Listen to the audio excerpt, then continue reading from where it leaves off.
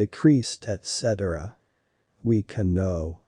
If we look at the 5-minute candle, then we can understand from that at what price the candle has started.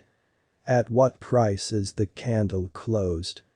Price idil a degree is I acutesis. How much did the maximum increase in 5 minutes? How much did the price decrease in 5 minutes? But in MetaTrader 5, you can use custom timeframes. M1, M5, M15, M30, H1, H4, D1, W1. If you look at any one candle of a certain time frame, you will understand how the price movement was at that time. Look at the selected candle with a red spot.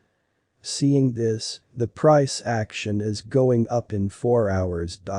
In what time frame will you trade? It depends on the type of trade you want to make.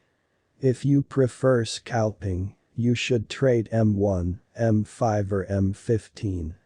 If you want to trade simple or a little long term, you should trade on M30, H1 or H4. If you are interested in trading swings or positions, you should analyze the time frames of the week or month.